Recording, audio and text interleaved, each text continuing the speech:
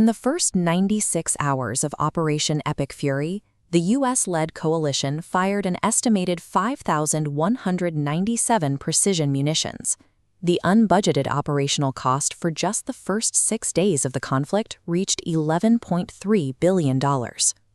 This layered air and missile defense architecture diagram shows SM-3, SM-6, Patriot, and AMRAAM interceptors, manufactured almost entirely by RTX's Raytheon. We are burning through these missiles, the primary defense against ballistic threats and drone swarms, far faster than peacetime assembly lines can build them. This rapid depletion of the U.S. stockpile triggered an immediate windfall. RTX stock surged, reaching a record high of $214.50 per share, with a total enterprise valuation of $285 billion. Investors are currently pricing RTX at a price-to-earnings, or PE ratio, near 40. A PE ratio compares a company's stock price to its per-share earnings, meaning the market is paying an absolute premium today for the cash RTX is expected to generate in the future. Historically, defense stocks pump aggressively during active conflicts. The question is whether RTX is riding a fragile, temporary war premium driven by algorithmic headlines, or if the conflict has established a new long-term baseline for its earnings. A 40 times multiple leaves zero margin for error. If this valuation is a headline-driven bubble, set in peace talks to trigger a severe multiple compression, leading to a catastrophic collapse in the stock price. During the 2003 Iraq War and the 2022 invasion of Ukraine, early hostilities drove massive capital into defense equities. But when those situations showed signs of geopolitical de-risking, algorithms rapidly rotate that capital out, causing severe price drops. Today, that rotation risk is compounded by immediate political pressure.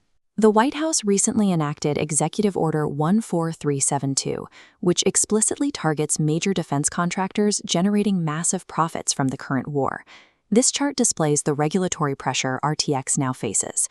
Executive Order 14372 legally bars RTX from executing shareholder stock buybacks or paying dividends unless they meet stringent, accelerated weapons production mandates, forcing the company's capital directly into this production bottleneck.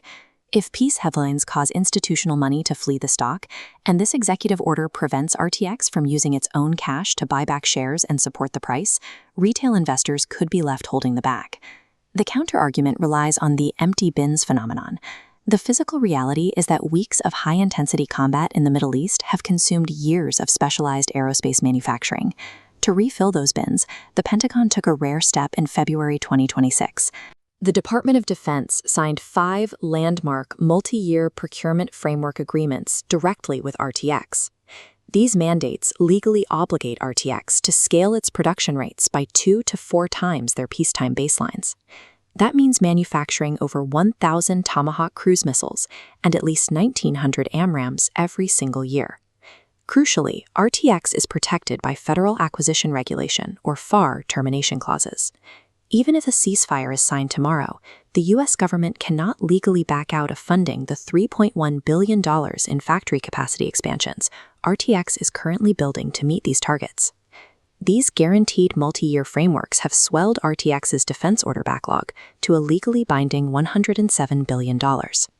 This valuation anchors to the legally binding requirement to rebuild the U.S. deterrent over the next decade, moving past speculative daily war headlines. Evaluating RTX strictly as a weapons manufacturer ignores a massive portion of its corporate structure.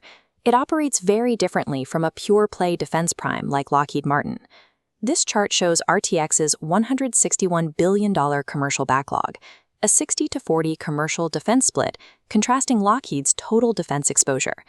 This $268 billion total backlog provides a macroeconomic hedge. If peace drops fuel prices, airlines fly more, driving massive demand for RTX's commercial aftermarket services. RTX is uniquely insulated.